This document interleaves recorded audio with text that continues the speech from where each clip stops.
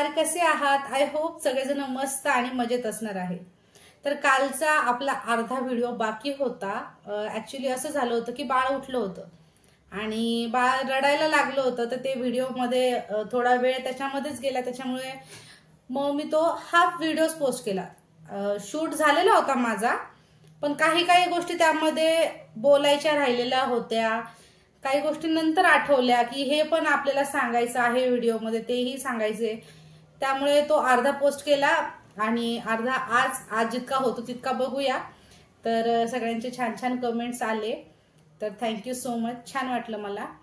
तर आता आपण सुरुवात अशी करायची आहे की मला माझ्या हळदीचं एक सांगायचंय तुम्हाला की मी जसं सांगितलं मागच्या व्हिडिओमध्ये की हळद खूप छान झाली, सगळ्यांनी खूप छान एन्जॉय केला, डान्स वगैरे सगळं काही खूप मस्त झालं। तर आता तुम्ही ना हा व्हिडिओ बघा अगोदर आणि मग मी पुढचं सांगते।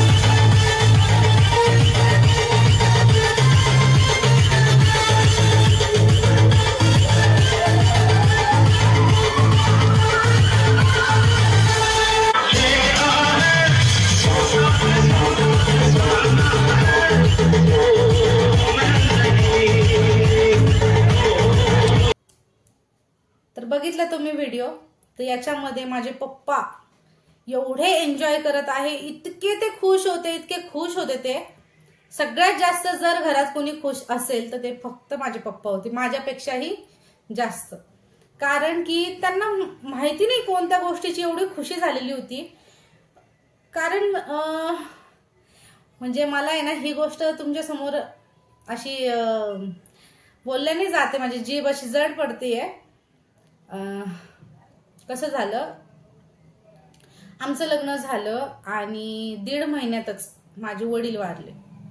1.5 महिन्यातच माझे वडील वारले आणि ज्यावेळेस ते ऑफ झाले ना, तर त्यावेळेस सगळेजण असे बोलत होते की नाही, लग्नामध्ये हे याच्यासाठीच खुश होते कारण की यांना जायचं होतं, यांना लग्न बघायचं होतं. आणि खरंच त्यांनी खूप जास्त जिद्द केलेली होती माझ्या लग्नाची. त्यांनी एकदम असं 8 दिवसातच, थांबा 1 मिनिट. तर मला ऍक्च्युली कसं आहे माहिती का, पप्पा गेल्यापासून आम्ही ना पप्पांचा जास्त विषय काढत नाही. आम्ही घरामध्ये पप्पांचा फोटो सुद्धा आम्ही लावत नाही, कारण तो जर फोटो आम्ही बघितला ना आम्हाला खूप त्रास होतो. आम्ही पप्पांचा फोटो लावत नाही, आम्ही पप्पांची आठवण जास्त काढत नाही. आणि आम्ही आठवण जरी काढली ना तर आम्ही त्यांच्या चांगल्या चांगल्या गोष्टी आठवतो. आणि आम्हाला बिलकुलच असं वाटत नाही की आज पप्पा आमच्यामध्ये नाही आहेत म्हणून. तर माझं लग्न त्यांना त्यांच्या डोळ्यांनी बघायचं होतं, म्हणूनच त्यांनी जिद्द केलेली होती. आणि खरं म्हणलं ना तर माझे वडील आहे ना हळदीच्या दिवशीच जाणार होते. माझी हळद ज्या दिवशी होती ना त्याच दिवशी माझे वडील निरोप घेणार होते. पण ती गोष्ट सांगण्यासाठी मला अजून टाइम पाहिजे, तर मी अजून स्वतःला प्रिपेअर करते तुम्हाला सांगायला. मग मी नक्कीच ती गोष्ट सांगणार. पण हळदीमध्ये असं काय झालं होतं, हळदीमध्ये आम्ही खूप जास्त एन्जॉय केलेला. जसं की तुम्ही व्हिडिओमध्ये बघितलं, पप्पा इतके डान्स केलेला होता, इतका डान्स ज्याची लिमिट नाही. अर्धी तरी शूट मध्ये आहे, काही काही तर शूट मध्ये नाहीये, कारण दुसऱ्यांची शूट घेतो त्यावेळेसही पप्पा तिकडे डान्स करत होते.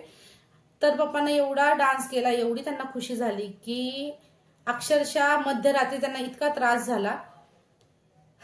त्या गोष्टी मी तुम्हाला शेअर करते, सांगते. त्याच्यासाठी मला थोडंसं प्रिपेअर होणं गरजेचं आहे, कारण की मी ती गोष्ट नाही सांगू शकत, मी ते आठवू नाही शकत. ते आठवलं की मला त्रास होतो, खूप त्रास होतो आम्हाला.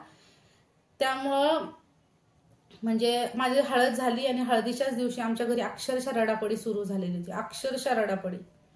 मम्मीचा बर्थडे झाला, 9 तारखेला माझी हळद होती, 11ला लग्न होतं, 9 तारखेला हळद होती. तर मम्मीचा बर्थडेही होता त्या दिवशी. मम्मीचा आणि पप्पांचा बर्थडे ना संगच करत असतो आम्ही, आमचं पहिल्यापासून आहे. पप्पाचा बर्थडे असतो 8 ऑक्टोबरला, मम्मीचा बर्थडे असतो 9 ऑक्टोबरला. तर आम्ही दोघांचा बर्थडे एकाच दिवशी केक कट करतो. तुम्ही आता माझ्या मम्मीचा बर्थडे जो झाला तो पण व्हिडिओ तुम्ही जाऊन बघू शकता. त्याच्यामध्ये मम्मी एकटी केक कापती ना तर मम्मी रडतीये, कारण की हमेशा आम्हाला दरवर्षी अशीच बर्थडे करायची सवय होती की मम्मीचा पप्पाचा सोबत केक कापायचा. तर माझ्या हळदीच्या दिवशीचा ते त्यांनी दोघांनी पण सोबत केक कापला. आणि आम्हाला खरंच माहिती नव्हतं की तो असा म्हणजे शेवटचा बर्थडे ठरेल म्हणून. हळदीच्या दिवशीच ते म्हणजे काहीतरी विपरीत घडलं असतं आमच्या घरी. पण कसं बसं आम्ही त्या दिवशी खूप गोष्टी मॅनेज केल्या. त्या दिवशी रात्री 3 वाजता आमच्या घरात काय घडलं काय नाही घडलं या सगळ्या गोष्टी आम्ही खूप मॅनेज केल्या. आणि कसं तसं माझ्या पप्पांना आम्ही स्थिर केलं. आणि त्याच्यानंतर मग लग्न वगैरे झालं. आणि लग्न झाल्याच्या 1.5 महिन्यानंतर 1.25 महिन्यानंतर ते ऑफ झाले. लग्न झाल्याच्या नंतर मला 8 दिवसांनी स्वप्न पण पडलं होतं असं माझ्या पप्पांचं असं वाईट झालं म्हणून. तर म्हणतात असं की स्वप्न असं पडलं तर त्यांचं आयुष्य वाढतं किंवा काय, पण तसं काही नसतं. ते सकाळचं स्वप्न होतं आणि माझ्या आयुष्यातलं ते स्वप्न खरं झालेलं होतं. त्या दिवशीपासून मी थोडी घाबरायला लागलेले होते की मला असं स्वप्न कधीच पडत नाही, मला असं स्वप्न का बरं पडलं. ह्या गोष्टीवर मी तुम्हाला नंतर सांगेन की हळदीच्या दिवशी पप्पाला काय झालं होतं नेमकं. आणि त्या दिवशी आमच्या घरात हळद झाल्याच्या नंतर एवढा एन्जॉय केल्याच्या नंतर आमच्या घरी रात्री 3 वाजता 2-2:30-3 वाजले होते त्यावेळेस असं काय घडलं होतं. आणि त्यावेळेस आमच्या घरात एकदम रडापड्या असं एकदम रडापडी सुरू होती आमची. दुसऱ्या दिवशी आम्ही खूप त्याच गोष्टीमध्ये होतो. लग्नाच्या दिवशी थोडंसं ठीक होतं, सगळ्या गोष्टी व्यवस्थित झालेल्या होत्या. तर मी तुम्हाला ही गोष्ट सांगेल, पण त्यासाठी मी थोडीशी तयार पाहिजे. तर स्वतःला मी अगोदर तयार करेन ती गोष्ट सांगण्यासाठी, कारण की कसं आहे त्या गोष्टी आठवल्या की तेच आठवतं त्याच्यामुळे. तर राहिला विषय लग्नाचा.